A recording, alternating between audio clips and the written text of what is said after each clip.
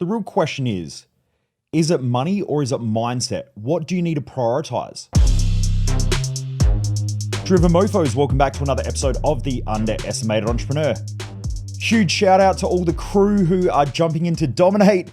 You guys are crushing it. Like last night was the most awesome call just to have so many people on there who are all crushing it, getting results and sharing it with everybody as well. Like it was so cool to hear the growth that you're already having. So shout out to all those who are listening, who are part of my Dominate program. So thank you. All right, let's talk about money and mindset. So I got a question come through last night, which is great. And what it was the question was around money or mindset. Now, to set the story for everybody else, young guy, 23, working in a job, wants to be financially independent, wants to be financially free, wants to be able to live a lifestyle, all of those types of things, like the usual story that most people have. Now, my suggestion was to work on your mindset, but he said, I don't understand how working on my mindset is going to help me to make more money. So I thought, well, let's use this as a case study for why mindset is always prioritized over money. So first things first, please understand that over the last, decade, I've worked with rich listers. I have personally coached some of the top executives and CEOs. We've had some of those people come to our events like Ryan Lim, who was the ex-head of Air Asia, the airlines. We've had Wayne, who was one of the founders and owners of Rising Sun Films. They do the digital animation for The Hobbit, the Spider-Man series, Marvel, all that sort of stuff. So they do all the digital animation. Now, he was telling us at one of the events, I think per week, they have $1 million per week just in staff wages. So, there's some pretty cool stuff. Actually, they did some of the digital animation for the main scenes in Harry Potter as well. So we're talking like world-class individuals here. Then we have professional athletes come through from the South Australian Redbacks have been. Shane McDermott, who was the assistant coach of the Sri Lankan cricket team, who I spoke to the other day.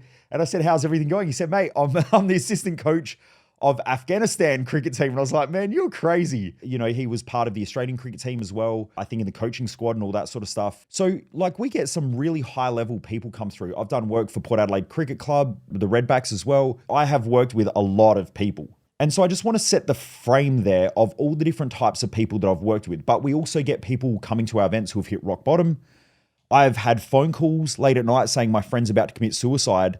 And I know that if he talks to anyone else, he's probably going to do it, but he needs to talk to you. And so I will get on the phone and talk to them. By the way, please don't fucking call me if you're going to do that, right? It's just that these people have been part of my community for a long time. They know who I am. They've got my private phone number, so they call me. But what my point is we have all different types of people. You've just got straight out of jail. We've had people do that. Then we have everybody else in between. We've had families come to Thrive Time with teenage kids.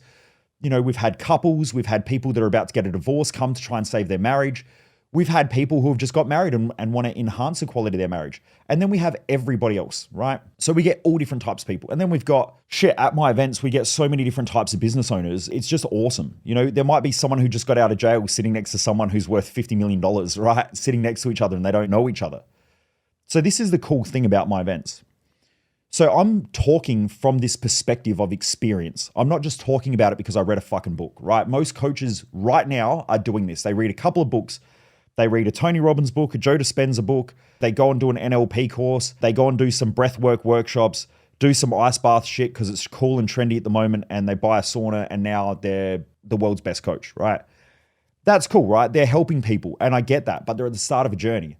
I've been doing this now for 19, almost 20 years and worked with tens of thousands of people. So this shit isn't just something that, I woke up yesterday and I'm like, right, I need to start telling people what to do and how to live life. I'm like, I'm doing this because not only did this stuff change my life to the point now where I have a garage of supercars, I live in a beautiful house, I get to travel, I work with some of the world's top people. I've had dinner before with Dr. Joe Dispenza and sat down with him and had a conversation. I've spoken on stages with him. Dr. John Demartini is one of my close friends. He was in the movie The Secret when it first came out. Now, I remember watching that movie and watching The Secret when I was like 22, 23, watching that thinking, man, this stuff's cool. Like the inner world has to have an impact on the outer world. Now, I don't necessarily agree with everything in The Secret, but it made me understand the idea of how my inner thoughts shape the external world and reality. Dr. John Demartini was on there. He was one of those people. Now he's a close friend of mine. So every time I go to Houston or something like that, I'll go to some of his workshops or I go and hang out with him and his daughters. So I get access to these people. Big Wes Watson as well. You know, I've been chatting with him quite a lot lately. I hang out with world-class people. So when I talk about this, again, please understand that I'm not talking about this from a theory, from a book. I'm talking about this based on experience, and my experience is fucking world-class. With this conversation, this young person's like, you know, I don't understand how working on my mindset is going to help me make money, and also how to help me live this lifestyle. I'm stuck in a job. It's a job that, you know, I can only earn 120, 150K a year. How do I do this? So it's a really good question because most people like that. Well, first of all, let me get some stuff out the way. Money is an exchange of value. Therefore, the amount of value that you give to the world and the amount of self-worth that you have is the amount of money that you'll get back. But it takes time to build your value in the world.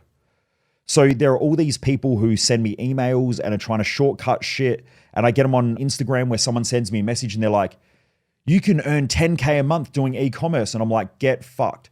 Because what's happening is the only way that those people make money is that they go out, they try to teach everyone else how to do e-commerce because they read a book or they did a course and now they created a course on how to do e-commerce, but they've never actually done it. A lot of people out there have not built multi-million-dollar e-commerce businesses. They might have built a $10,000 e-commerce business, but now they're going out teaching people how to create $1 million e-commerce business. But what they've done is they've earned $1 million teaching people how to build an e-commerce business, but they've never built $1 million e-commerce business. They just do it because they're teaching people how to do it, right? They're everywhere. Now, I've been in the industry for 20 years.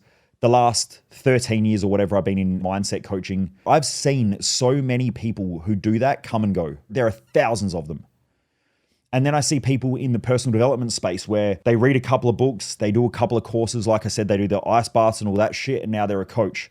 And so they get into the coaching industry and they think this is going to be easy. And they tell their friends and family, and the next second they got a coaching business. That's cool, right? They're out there helping people. But then what happens is they go out and they start teaching people all these things. And because of that, they get a couple of easy wins on the board. So they make $5,000 here, $5,000 there, and they go, shit, I'm making more money than what I would working for somebody. So they quit their job because they made $20,000 in their first month. But the problem is that they don't know how to market. They don't know how to sell. They just marketed to the people that they have in their audience already. The challenge becomes, how do you keep doing that month on month on month and get the growth? So then what happens is they absorb all of their friends and family and everyone in their networks into their coaching business. And now they don't have any more clients. They don't have any more people to sell these offers to. So then what they do is they go, shit, I need a market. So then they create an Instagram page and it says, world's best coach. And then they go out and they're like, you need to learn all these things. And so they start projecting onto people through their own insecurities that everyone has to do these things because they need to make money. Really, that's what's happening. Now, I was talking to a young guy yesterday as well, another young guy. And he came to me and he was like, I've got a marketing agency and yada, yada, yada. So he goes through telling me about his marketing agency. I looked at his Instagram page. He had like 600 followers. His videos were shit. They didn't really have any substance. You could literally tell that they were written with ChatGPT and he was almost reading off of a script. And then he's telling me how he can help me build my business. That's the world that we live in, right? And we got to be careful of that. Now, I pulled him up on it straight away and I said, look, dude, don't sell something you haven't done. If you haven't done it, don't sell it. Go and teach people how to do what you've done. Now, if you've started an agency, teach people how to start an agency. But then document your journey of building your agency. So go to people and instead of coming to me and saying, I can help you build your business, which is already a 7-figure plus company, instead of coming to someone like me and saying, hey, we can help you grow your business, say, hey, I'm a new guy who's just starting out. I would love to have an opportunity to work with you. Because now I know, like when I looked at that straight away, I'm like, I'm never going to pay this guy. Because why would I pay him? He's essentially using my company and my money as trial and error. Now, what will happen is as he's learning, he's going to make a lot of mistakes. Those mistakes are going to cost me a lot of money. Now, if he came to me and he said, look, I just need to try shit out, I'd be like, yeah, cool. I'm happy to give you an opportunity, but I'm not going to pay you well because you are going to make a lot of mistakes and you're going to fuck up a lot of shit and it's going to cost me money. The same as employees, right? Employees, if you're hiring someone brand new into the industry, they're going to fuck up and make a lot of mistakes, right? That's why in Australia, we have something called apprentices. When you hire a first-year apprentice to come and work in a company, they are going to make a lot of mistakes. They are very green. They take time to learn shit. They need a lot of nurturing. You need to explain the same thing to them 50 times. That's why they get paid such a low wage, because they're learning and they're developing the skills. They're working to learn. They're not working to earn. Whereas when you come out of the trade and now you know your industry, you know how to do stuff, Now you become highly valuable. When you've been in the industry for 20 years, you know how to do something so quick, so fast. You've already seen the same problem 100 times, so you fix it quick. And that's why people come to me and they say things like, yeah, but I've got friends who are coaches. And I'm like, cool, go use them. Normally the common objection that I get from some people is they'll say things like, man, you're pretty expensive. And I'm like, okay. And they go, I got a friend who does this sort of stuff. You know, they do the ice baths and the mindset stuff and they're a mindset coach. And I'm like, cool, go to them then. The difference is I've got 20 years of experience. So what will happen is by the time you come to me and you start talking, by even just talking to me, I already know your problems. I can literally problem solve people's problems in about a 3-minute conversation. And if you've ever done my Thrive Time event, you'll see this, where we get complex cases like family members have committed suicide. We get people who have been sexually abused or rape cases. I get suicide cases. All of those types of people come to my events. And I don't even break a sweat. I stay calm. I help them work through it. We chip away at it and bang, it's done. Some people say things like this. I've been working on this shit for 30 years. And you're the first person who broke that pattern. Why? Because I've done the work. When you've worked with tens of thousands of people, there are common patterns. So when someone starts talking, I'm already listening to their language, unpacking their value structure, unpacking their mental and emotional imbalances that are going on inside their own mind. You know, I've spent millions of dollars on study, so I understand psychological imbalances, emotional imbalances, why people trigger behaviors. You know, I've studied a lot of stuff like neuroscience, psychology, chemistry, biology, quantum theory. Now, am I an expert? Am I a neuroscientist? No. But have I studied enough to know how the brain structure works? And the answer is yes. Have I studied psychology enough to understand the common patterns, the behaviors, all of that sort of stuff, the triggers, everything? Yeah. Am I a psychologist? No. Because that was never my intention. My intention wasn't to have a label. My intention was to be the world's best coach who can help people crack patterns quick. Because I believe that everybody is born for greatness. So that's what I learned. That's why I go and study this stuff. Some people value time. Some people value price. And so I don't give a shit about people who value price. I care about people who value time. The same reason why I go to coaches and mentors and why some of my mentors I pay anywhere between, $500 to $1,000 an hour. Some of them I pay more than that. Some of them I pay $2,000 an hour for their private coaching. Sometimes it's even more. Sometimes I got to buy a block for, one of the new coaches that I'm just about to hire. I think they're about $80,000 Australian per year. But my point is that by hiring these people, they shortcut everything for me because they go, here's all the mistakes that I've made. Here's how I learn faster. This is how you get through it quicker. And so it helps me to do things faster. And the more money I make, the more I invest in coaches because I can compress a year, 2 years, 5 years, 10 years worth of knowledge into an hour. Yesterday, I was working with a client and same thing. They had a pattern of behavior that they'd been going through their whole entire life, which we broke in about the first 15 minutes. Now, I can't always do that. Sometimes they're a bit more complex, but that's what they pay for. So anyway, my point is mindset or money. When I go back and I look at what money is, it's the exchange of value. So first of all, if you don't value yourself, the chances of number one, you making money is very low. Number two, the chances of you making money and retaining it is low. I watch a lot of people who come in, they will make money in a certain industry, but because they have low self-worth, because they have low self-esteem, because they have low confidence, they have to buy their confidence, their self-esteem, and their self-worth. And the way that they do that is by buying depreciating shit. So when I see someone who they make their first $200,000 or $100,000 in business and they go and buy a supercar, they're doing that because they have low self-worth. No person with high self-worth goes and does that because it is silly, right? Now, yeah, I have supercars. I'm not saying that you shouldn't buy one, right? It's up to you, but you need to be buying it for the right reason, not to try and impress others because people like it and people don't like it. So it doesn't really fucking matter. So the thing is that when you have low self-worth, you go and buy shit because you want other people to love you, care about you, appreciate you, respect you, and you're trying to buy validation. My question to anybody out there is if you want to get ahead financially and you need external validation, are you more likely to go and buy investments or are you more likely to go and buy liabilities that impress other people? I see people who earn, $60,000 a year walking around with a $5,000 Louis Vuitton handbag and I'm like, you're fucking dumb.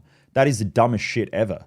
But they do it because they want the external validation. They go, yeah, but I want a nice handbag. You don't want a nice handbag. You want to impress others. That's why you do it. Now, if you're making 150K, 200K, 300K, 400K, and you're buying something for yourself because you've hit targets and stuff like that, Go ahead and do it. I know so many young girls out there who blow $5,000-$6,000 on a Louis Vuitton handbag just to impress their friends, just to look like they're making it. Jess was saying to me the other week, her hairdresser has a client who is 21 or 22 and said that she spends something like, I think $1,000 a month on her beauty or whatever. And then she goes and gets all of her hair done and whatever. And it costs her like $600-$700 a pop. So that's like $1,600 just on looking a certain way. And then the hairdresser was saying like she's all decked out in all like the designer clothes and all that sort of stuff. Right? If you're earning $60,000-$70,000 a year and you're decked out in designer clothes, you're fucking broke and looking for validation.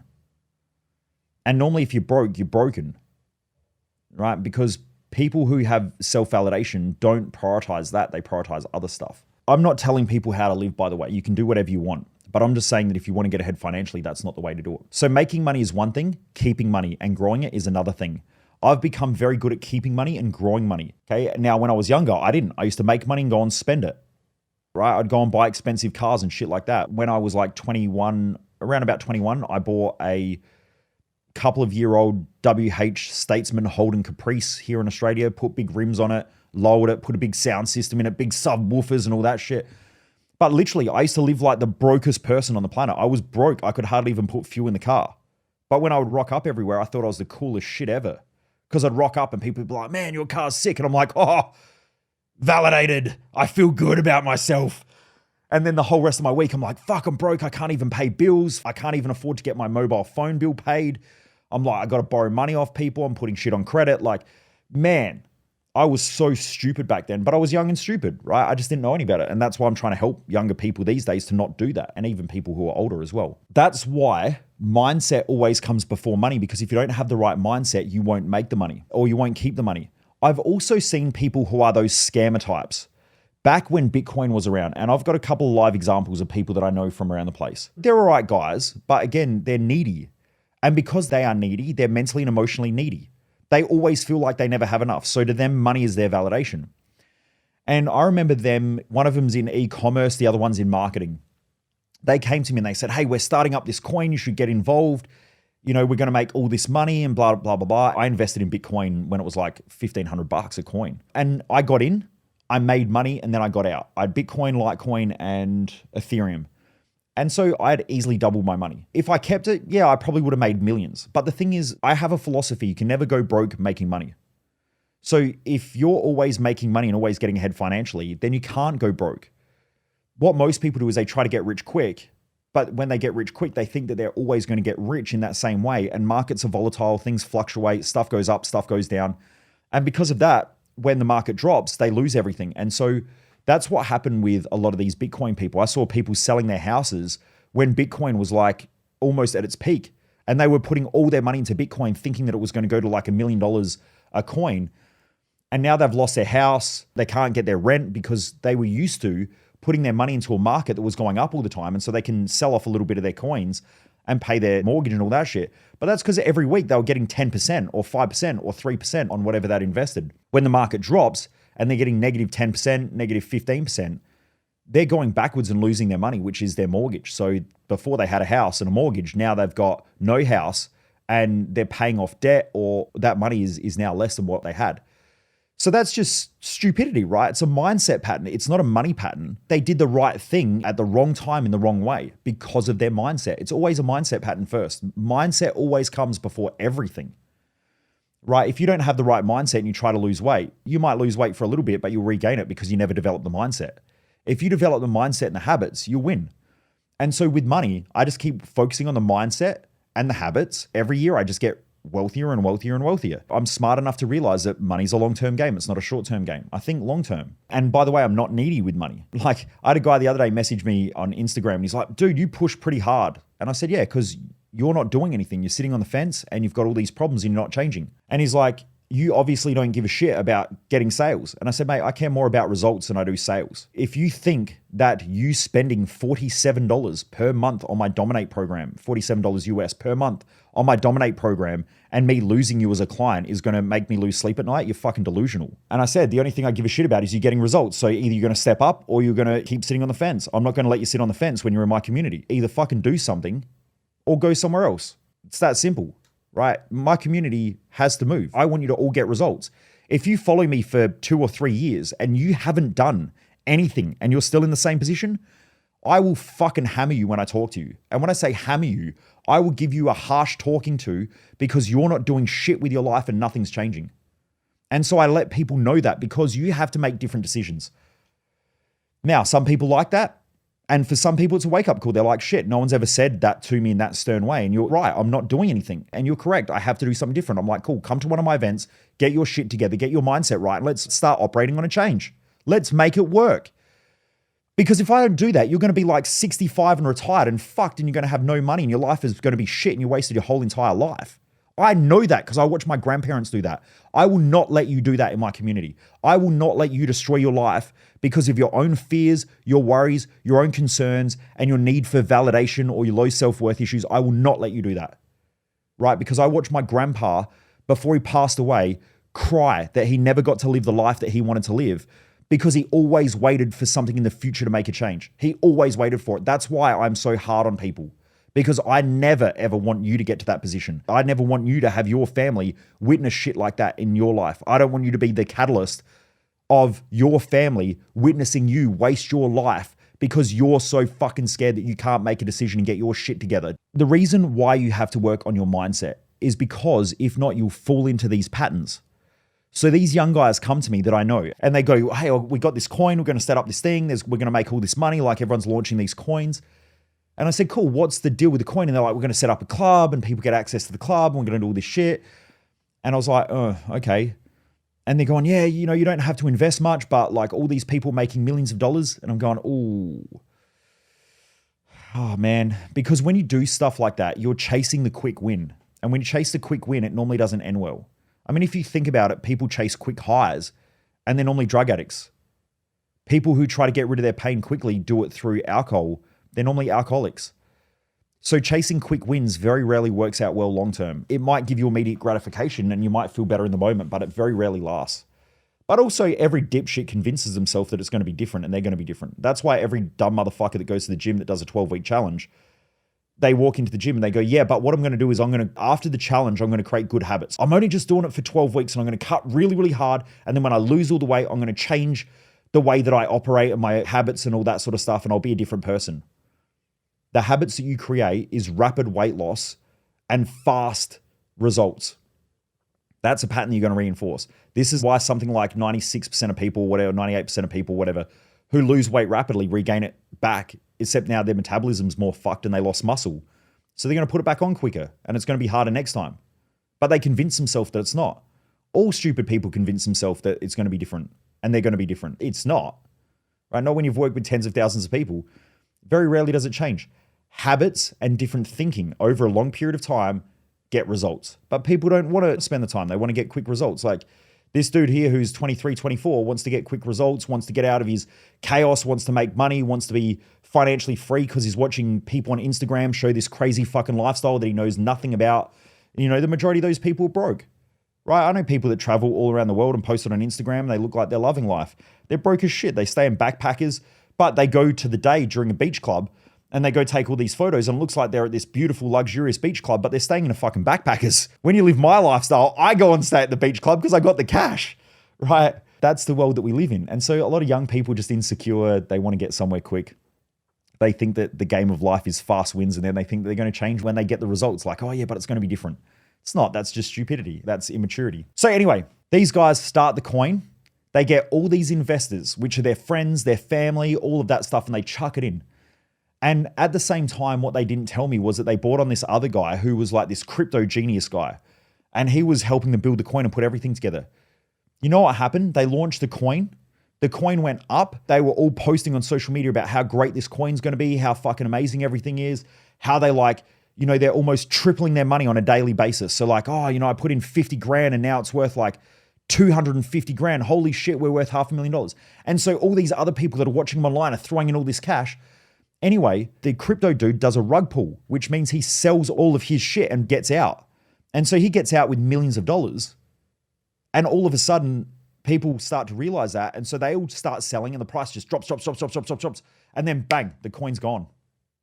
The majority of people lost their money. The majority of people lost all of their money. Imagine that you are so excited, but also so ignorant that you try to do something in such a quick way that you convince your friends and your family that you're doing the right thing. And then the next second they lose their money because of you. How are you going to feel after that? Now, I was lucky that I didn't put my money in there because I could see what was happening. I'd seen it before. I played the game for long enough. I'm smarter than most fucking people, which is why I have what I have and live the lifestyle that I have. And they did a rug pull. And then after that, these guys just shut up about it. Like they just went completely fucking silent. They never spoke about it. No one's ever heard about it. They never apologized. And then they just behaved like nothing ever happened. Like they didn't lose, probably millions of dollars of friends and family and all their followers online. They act like it never happened, right? And celebrities did this shit as well because they got caught up in this stupid crypto craze because most of them are dumb as shit. They're dumb as shit because they earn money through their work, but they don't know about investments. They don't know all these strategies. So they get into this shit. If you haven't watched, I think it's called Crypto Con, which is on Netflix. If you haven't watched that, watch it because those guys were just such scammers. And in fact, I was actually hit up about that scam. So I got people chasing me on LinkedIn and contacting me saying, hey, you've got to get involved in this thing. We're creating this new card, yada, yada, yada. You'll be able to use your Visa card and it will be directly attached to your crypto account. So you can just go out and spend your crypto on a credit card. And so the first thing that I did, because I'm smart, I went straight onto their website. I had a look, I read through it. I was like, this sounds too good to be true. I'm going to keep looking into it. Then what I found was that their head office was in Dubai and Singapore. Now, Singapore is a tax haven and Dubai, you can get away with a lot of shit there, especially in financially. And I'm like, that sounds a bit dodgy because these are US-based guys. So if you're an Australian or you're US-based, why would you not be based in Australia and the US? Why? Because the laws are different in other countries. So if you base your company in Dubai and you're in the financial markets, you don't have to go through the same financial structures of US and Australian companies. In Australia, they have ATSIC and some of those other things. Now, scams still happen in Australia, but you normally have to jump through hoops or they get it wiped out. It can take them a little bit of time to do that, but you can essentially go to jail if you run these scams. When you go to countries like Dubai and Singapore, they have different laws, and so you can get away with shit. Some of the European countries and whatever. So that rang alarm bells straight in my head, and I was like, oh, this seems weird. Then I went to their LinkedIn accounts, their individual personal profiles, and I had a look, and their profiles weren't filled out correctly, and I was like, this is a fucking scam. They've set up fake LinkedIn accounts. They've set up fake websites. They're running out of Dubai and Singapore, which normally means that they're trying to flush money or something like that because I've seen it before. So I never invested in that company. Then when this movie came out, I'd forgotten all about it. It was like 2 or 3 years ago, maybe even longer. And then when the movie came out, I watched it and halfway through it, I was like, shit, Jess, these were the guys who hit me up years ago about investing in their company. And she's like, really? And I said, yeah, 100%. Remember I told you about this? And she's like, shit. So there's a whole thing. These guys, lost people tens, if not hundreds of millions of dollars, right, by this scam. And when you watch the movie, the dude who runs it's a piece of shit. He was scamming people from a teenager. He was selling drugs. Then from drugs, he ratted on his best friend and his best friend went to jail when he stayed out. Then he started running these other scams. And every time he got busted, he would rat everybody out and he would get away with it. And he did exactly the same thing in this crypto case where he ratted everybody out. So the dude's a rat and a scammer. When you watch him, he doesn't even know he's a psychopath, right? He has no emotion about it. He's like, yeah, man, they put their money in like it's their fault. My point is it mindset or is it money first? Mindset always comes before money. Always. Because money is an exchange of value. Therefore, first of all, if you do not value yourself, you will never ask for what you're worth. This is the end of part 1 of this 4-part series. Make sure to join me back here on the next episode of The Underestimated Entrepreneur. Most people waste their life, and I just don't want you to be one of them.